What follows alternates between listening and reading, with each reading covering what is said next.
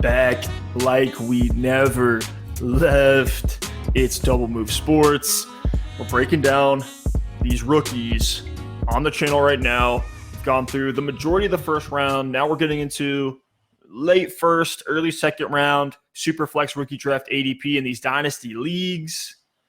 And Alex, we're talking about James Cook in this one, a guy that you've been above consensus on. I think I'm probably in line with consensus on James Cook.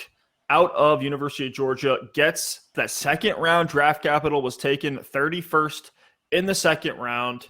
We know James Cook's a little bit undersized, but we do know he's an explosive runner. He was one of the most efficient running backs in the SEC throughout his entire 4 years in college. And it's kind of a mixed bag with James Cook, right? The landing spot's great. The draft capital is great. The college production isn't necessarily expansive from a sample size perspective. And then he's under that 200-pound threshold that you and I like for running backs and well below the BMI thresholds that we look for. So how are you treating James Cook short-term and long-term in Dynasty right now?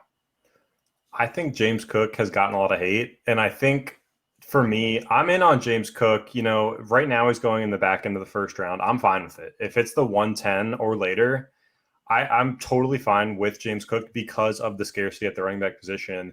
And I feel like James Cook is really getting the short end of the stick in this class because this class does fizzle out really fast, especially at the running back spot. Because if you inserted James Cook into last year's class, for example, he's probably, a mid-second rounder?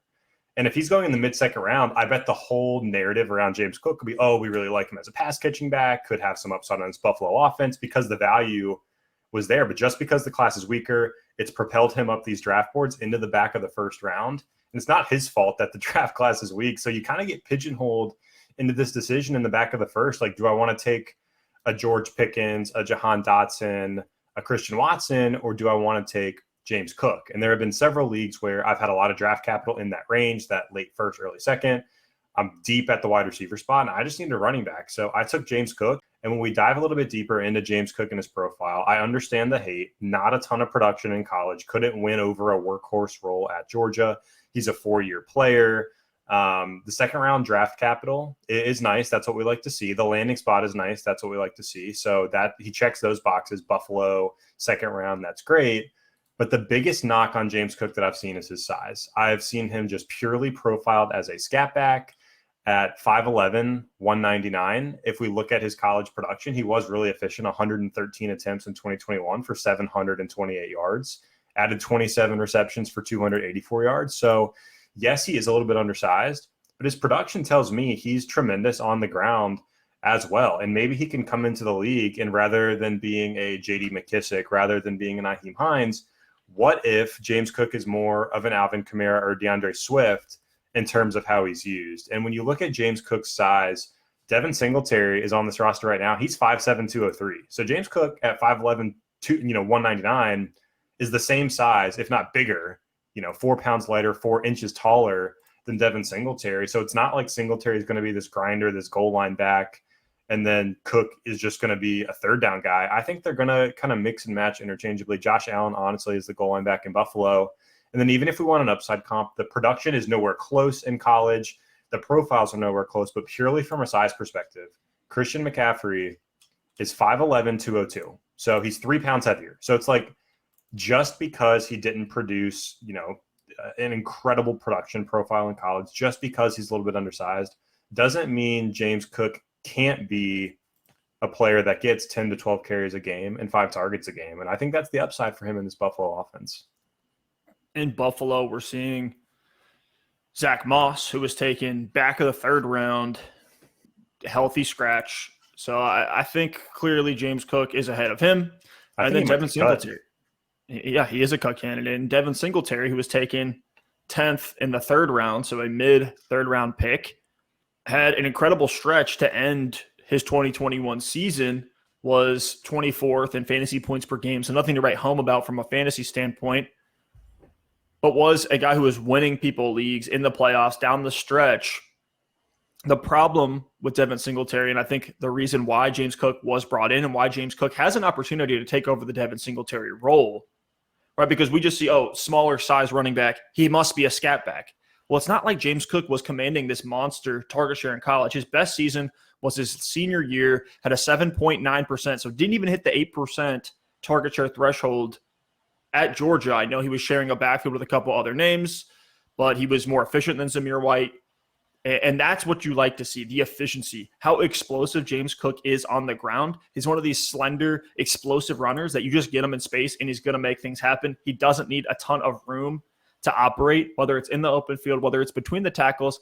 That's scary for Devin Singletary, who runs a 4.66, isn't known to be particularly athletic or explosive.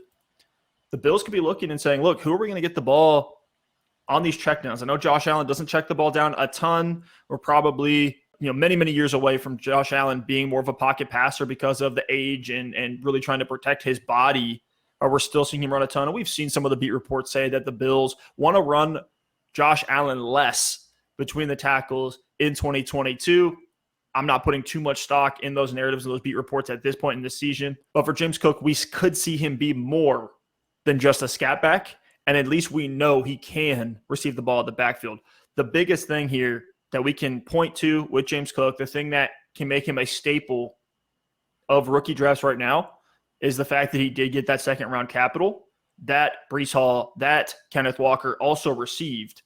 And we know the number one factor that we look for in running backs is draft capital. James Cook has that, and I think they're going to put him on the field sooner rather than later to see what they have. They wouldn't have taken him in the second round, especially a guy who's 5'11", 199 pounds. They would not have taken him second round if they didn't plan on using him or have an idea in their minds of how they were going to leverage him in Buffalo. Yes, it's funny you say that. That's a conversation we were having last week. It's like either the Buffalo front office is really, really, really dumb and took a scat back in the second round, or they plan to use him in a bigger way. And what you're going to hear everywhere is they tried to bring in J.D. McKissick. There were rumors that they tried to trade for Christian McCaffrey, and we're told he's off the table. So they do want to have that versatility in the backfield with a running back that can catch the ball, but I don't necessarily think that means that's all James Cook is going to do.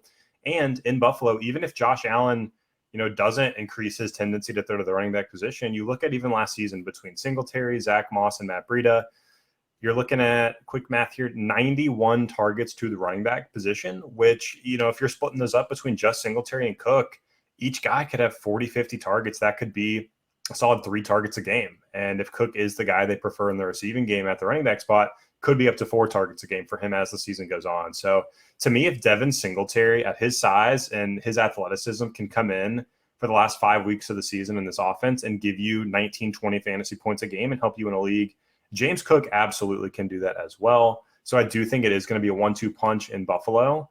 But as always, if Devin Singletary was to miss time and it was James Cook's backfield for a week or two, we could see him absolutely explode. It's a fun offense to be in.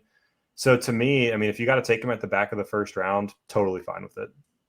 Devin Singletary about to turn 25 going into this season. We know 24.8 is the age peak for running backs. So we could be looking at James Cook a year from now saying, oh my gosh, you got to get the RB1 in Buffalo. He's going to be an absolute workhorse, and Singletary will be kind of this between the tackles grinder. But if you remember, there have been games, especially PPR leagues, where Zach Moss, especially in redraft 14-team leagues, where Zach Moss is a weekly starter because he was getting the check down volume and touchdowns. That's always been the thorn in Devin Singletary's side, is he's not used necessarily near the goal line. So hopefully we can see James Cook take over that role. I think there's plenty of upside that goes along with this James Cook risk. And even though guys that are under 200 pounds, it's a very small list of top 24 fantasy running backs. It's Nyheim Hines, J.D. McKissick, James White. That's pretty much it. We could see James Cook enter this list over the next couple seasons.